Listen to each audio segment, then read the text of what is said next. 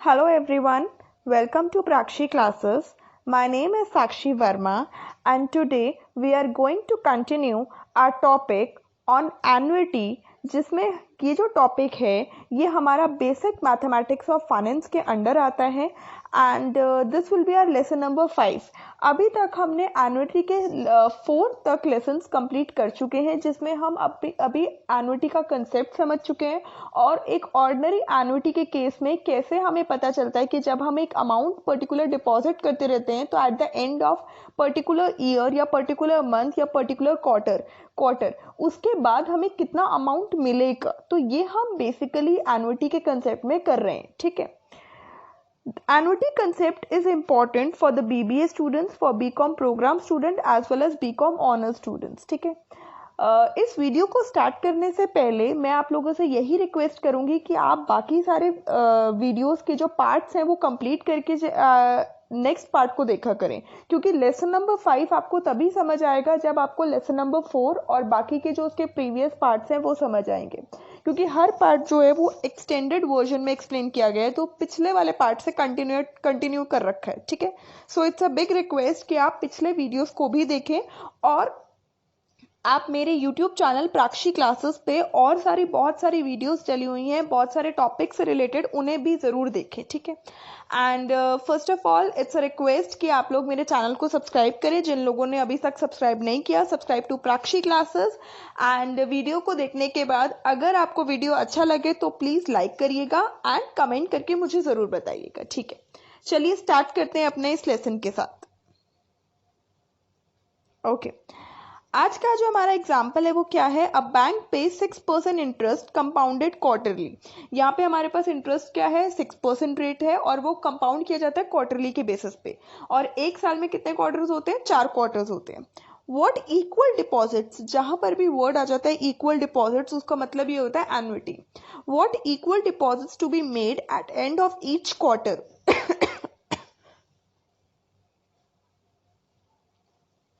ठीक है, sorry, at end of each quarter आपको क्या डिपॉजिट करना है फॉर 3 ईयर्स के लिए। If you want to have ₹1500 at the end of 3 years, अगर आपको 3 साल के बाद आपके पास इन हैंड 1500 रुपीज मिले तो आज आपको कितना डिपॉजिट करना है फॉर 3 ईयर्स के लिए, और कंपाउंडेड जो क्वार्टरली है 6% के रेट ऑफ इंटरेस्ट से कितना अमाउंट आज डिपॉजिट हो जिसपे इंटरेस्ट लग के हमारे पास 1500 रुपए अमाउंट आए। ठीक है, दैट मीन्स जो अमाउंट आज हम डिपॉजिट करेंगे 3 साल तक वो तो हमें निकालना है, बट जो अमाउंट हमें मिलेगा एट द एंड वो कितना है, 1500। तो जो हमें मिलता है रिक्वायर्ड अमाउंट उसको हम क्या नाम देते हैं बेटा, एस। ठीक है, दैट मीन्स हमें इस क्वेश्चन में एस दिया हुआ है 1500। ठीक है, अब मैंने आपको एक चीज सिखाई थी कि जब भी अगर ईयर की बात है और क्वार्टर भी आ रहा है, देखो यहाँ पे 3 ईयर्स है और साथ में क्वार्टरली भी आ रहा है, तो पहले आपको इस ईयर के कंसेप्ट को किस में बदलना है, क्वार्टरली के कंसेप्ट में। ठीक है, अब देखो एक साल में कितने क्वार्टर्स होते हैं, 4, तो 3 साल में कितने होंगे, 4 × 3 इज इक्वल टू 12 क्वार्टर्स। इसका मतलब है जो आपका एन होगा वो 12 होगा, ना कि एन 3 ईयर्स होगा। ये ध्यान रखिएगा, मैंने एन को 3 ईयर्स क्यों नहीं लिया, मैंने एन को 3 ईयर्स इसलिए नहीं लिया क्योंकि जो कंपाउंडिंग हो रही है वो क्वार्टरली हो रही है। अगर आपकी कंपाउंडिंग यहाँ पे ईयरली होती तो फिर मैं एन को 3 ईयर्स लेती, बट अगर आपकी कंपाउंडिंग क्वार्टरली हो रही है उसी के अकॉर्डिंग आपका एन लिया जाएगा। ठीक है, पक्का? ओके, अब आगे देखते हैं। नेक्स्ट हमें निकालना होता है I is equal to R upon 100। बेटा आर क्या है आपका, rate of interest, that is 6%, तो 6 अपॉन 100। अब मैंने इसको 4 से क्यों मल्टीप्लाई किया, क्योंकि एक साल में 4 क्वार्टर्स होते हैं और कंपाउंडिंग कितनी बार हो रही है, क्वार्टरली हो रही है। इसका मतलब जब 4 क्वार्टर्स है तो 4 बार होगी एक साल में। तो यहाँ पे हमेशा याद रखना जो आई निकलेगा वो एक साल के अकॉर्डिंग लिया जाएगा, जबकि आप बोलोगे एक साल में 4 बार हो रही है तो 3 साल में 12 बार होनी चाहिए, तो मेरे को 12 से मल्टीप्लाई करना चाहिए। नहीं, मैंने क्या बोला, आई को आप अकॉर्डिंगली 1 ईयर के हिसाब से ट्रीट करोगे। तो एक साल में 4 बार कंपाउंडिंग हो रही है इसलिए मैंने नीचे 4 को रखा, तो 2 to the 4 और 2 3 the 6, तो 3 नीचे आया और 2 into 100 is 200। 3 upon 200 आया तो इट इज 0.015। और मैंने ब्रैकेट में इजीली एक्सप्लेन करने के लिए मैंने लिख दिया कंपाउंडेड क्वार्टरली।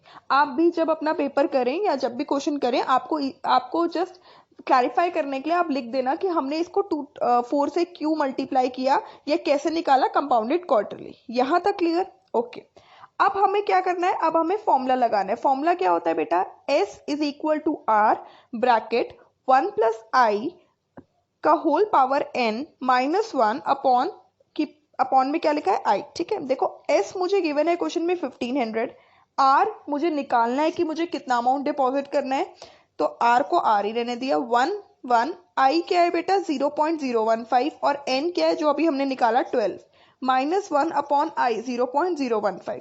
1 में 0.015 को ऐड किया तो 1.015 की पावर 12 माइनस 1, यहाँ तक क्लियर, और R का R ही रहने दिया। ये जो 0.015 जो डिवाइड में है उधर जाके इक्वल्स टू के उधर जाके क्या हो जाएगा बेटा, मल्टीप्लाई। तो 1500 को हमें किससे मल्टीप्लाई करना है, 0.015 से, इज इक्वल टू दिस। यहाँ तक क्लियर, ओके। अब मल्टीप्लाई करने के बाद भी मुझे इस चीज को तो सॉल्व करना ही पड़ेगा, क्योंकि अगर मैं कैलकुलेटर से 1.015 को 12 बार मल्टीप्लाई करूं, it takes a lot of time, और कहीं ना कहीं गड़बड़ हो जाती है। हो सकता है कि आप 12 बार की जगह आप 13 बार मल्टीप्लाई कर दो, हो सकता है आप 12 बार की जगह आप सिर्फ 10 बार ही मल्टीप्लाई कर चुके। इसका मतलब हमें कुछ भी गलत होने से बेटर है हमें थोड़ा अलग स्टेप उठाना चाहिए। तो अब हम जब भी आपके पास कोई भी नंबर की पावर है और उसको निकालना है, तो बेसिकली मोस्टली हमेशा याद रखना क्या यूज करना है, लॉग। ठीक है, अब ध्यान से देखना, मैंने क्या किया, मैंने x मान लिया। किसको x मान लिया, इसको 1.015 की पावर को 12 को मैंने x मान लिया। जब भी हमें पावर सॉल्व करनी होती है तो हम हमेशा क्या लेंगे बेटा, लॉग लेंगे दोनों तरह। तो x के आगे भी लॉग तो लॉग x, और 1.015 के आगे की पावर 12 के आगे लॉग तो लॉग। ठीक है, यहाँ लगा दिया। अब आपको एक रूल सीखना है, लॉग m की पावर n, अगर m के ऊपर n है दैट मीन्स 1.05 के ऊपर 12 है, तो जो ये n होता है वो नीचे उतर जाता है और लॉग m का लॉग m ही रहता है। बात क्लियर हुई, ठीक है। कहीं भी डाउट हो तो आप मुझे कमेंट में बता दीजिएगा। लॉग x का लॉग x ही रहने दिया। ये जो 12 ऊपर चढ़ा हुआ है वो नीचे आ गया, देखो 12 आ गया, 12 इंटू लॉग 1.015। अब हमें क्या करना है, अब हमें log 1.015 की वैल्यू निकालनी है, और log 1.015 की वैल्यू 0.0064 आ रही है। अब आप सोचेंगे ये मैम ने कैसे निकाली है। सो इट्स अ रिक्वेस्ट कि मैंने आप लोग के लिए वीडियोस ऑलरेडी प्रोवाइड कर दिए हैं कि how to use the log table. आप मेरे प्लेलिस्ट चैनल में जाइएगा, उसमें आपके पास लॉग टेबल और एंटी लॉग टेबल दोनों की तरह वीडियोस होंगी। दोनों को अच्छे से देखना, और एक्सप्लेन बहुत अच्छे से हुआ है, आपको इजीली समझ आ जाएगा। अगर फिर भी आपको डाउट होता है तो आप मुझे कमेंट सेक्शन में बता दीजिएगा कि आपको नहीं समझ आया। I will make one more video for you, ठीक है। तो please watch that video of using how to use the log table and how to use the anti log table, आपको खुद ही याद हो जाएगा, ठीक है। तो इसका मतलब है log x की वैल्यू क्या आई, 12 का 12, log 1.015 की वैल्यू क्या आ रही है बेटा, 0.0064। तो हमने 12 का 12 ही रहने दिया, इस log की वैल्यू को इधर लिख दिया 0.0064, दिख रहा है ना आपको, ठीक है। अब 12 को हमने मल्टीप्लाई किया 0.0064, तो मेरे पास आ रहा है 0.0768। तो log x कितना आ गया, 0.000768। अभी log x आया, बट मुझे किसकी वैल्यू चाहिए, मुझे x की वैल्यू चाहिए, दैट मीन्स 1.05 की पावर 12 की वैल्यू चाहिए। अभी तो log x आया, तो अब आप ध्यान रखना, आगे दे पढ़ते, हमारे पास log x आ चुका है बेटा। इस x को x ही रहने दो, ये जो log है ये उधर चला जाएगा, कहाँ चला जाएगा, इक्वल्स टू के उधर। जब जो log होता है अगर वो इक्वल्स टू के उधर चला जाता है तो वो क्या बन जाता है, एंटी लॉग। ये मैं आपको पुरानी वीडियोस में सिखा चुकी हूँ। फोर्थ पार्ट जो लेसन है एन्युटी का, उसमें भी मैंने समझाया आपको, तो इसलिए बोल रही हूँ हर पार्ट कनेक्टेड है, तो प्लीज पहले वो पार्ट देखिएगा, फिर ही आप जंप करिएगा पार्ट नंबर 5 पे, ठीक है। तो जब log इक्वल्स टू के उधर आके एंटी लॉग बन गया, तो इसका मतलब log का एंटी लॉग हो गया और नंबर का वही नंबर रहा। इसका मतलब अब हमें क्या निकालना है, अब हमें एंटी लॉग की वैल्यू निकालनी है। किसकी वैल्यू, 0.0768। इसके लिए अब हमें एंटी लॉग का टेबल देखना पड़ेगा, और उसके लिए हमें एंटी लॉग का टेबल देखना आना चाहिए। तो आपको फिर मैं वही बोलूंगी कि आपको एंटी लॉग की वीडियो मेरी देखनी है और समझना है। स्टेप्स लिखे हैं उसमें, मैंने स्टेप्स एक एक करके समझाए हैं प्रैक्टिकली, उनको याद रखिएगा स्टेप्स और आराम से निकल जाएगा। तो एंटी लॉग 0.0768 का कितना होता है बेटा, 1.193। इसका मतलब मेरे x की वैल्यू क्या आ गई, 1.193, और x था क्या, मेरा x था 1.015 की पावर 12, यही तो था। दैट मीन्स 1.05 की पावर 12 की जगह मैं x की वैल्यू लिख दूं जो आई है 1.193, लिख सकती हूँ। दैट मीन्स मैं इस 1.0512 की जगह अपना 1.193 की वैल्यू रख रही हूँ, ठीक है। तो देखिए मैंने रख दी 1500 को हमने 0.15 से मल्टीप्लाई किया तो इट इज 22.5। आर का आर ही रहने दिया, जो हमने एक्स निकाला 1.193 लिख दिया माइनस 1.193 में से अगर मैं 1 को माइनस करती हूँ तो इट इज 0.193 और आर मल्टीप्लाइड है। आर को आर ही रहने दिया, 0.193 को उधर जाके डिवाइड कर दिया तो मेरे पास कितनी वैल्यू आ रही है 116.58। That means required instalment payment to be made quarterly is rupees 116.58। That means अगर आपको इक्वल अमाउंट ऑफ डिपॉजिट करना है फॉर 3 ईयर्स के लिए, वो इक्वल अमाउंट है क्या एनुइटी का, इट इज 116 रुपीज 0.58 पैसा।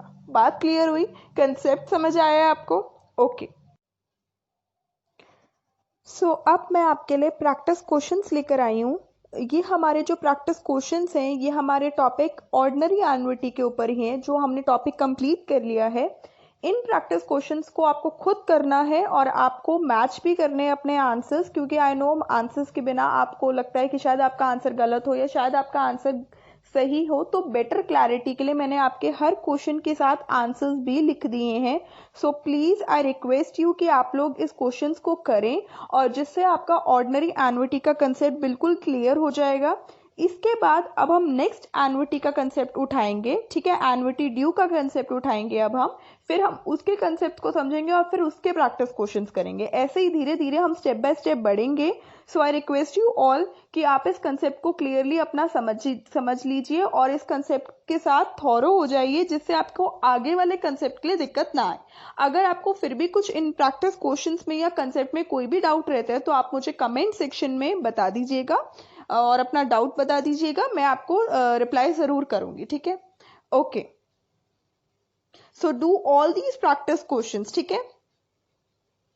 So thank you so much for watching this video and please subscribe to my channel प्राक्षी classes. और ऐसे ही मुझे सपोर्ट करते रहिए, ऐसे ही मेरे चैनल को लाइक करते रहिए। वीडियोस को देखने के बाद अगर आपको वीडियो अच्छी लगे तो प्लीज़ लाइक ज़रूर किया करें। Don't forget to like to press the like button and don't forget to press the subscribe button also, ठीक है, so that आप कोई भी वीडियो को मिस ना कर सके। क्लियर? एंड फिर भी कोई डाउट है या कुछ भी अगर आपको कुछ पूछना है, और इसके अलावा भी मैंने बहुत सारी वीडियोस प्रोवाइड कर रखी है अपने चैनल पे। सो प्लीज़ एक बार गो थ्रू करिएगा कि कौन कौन से टॉपिक्स पे मैंने आपके लिए वीडियोस क्रिएट करी हैं, because it's all free of cost. आपको कुछ नहीं देना है और अगर कोई चीज़ फ्री ऑफ कॉस्ट है तो आपको उस अपॉर्चुनिटी को ग्रैब करना चाहिए, नॉलेज को इंक्रीज करना चाहिए, टॉपिक्स को क्लियर करो। So thank you so much, bye bye, take care.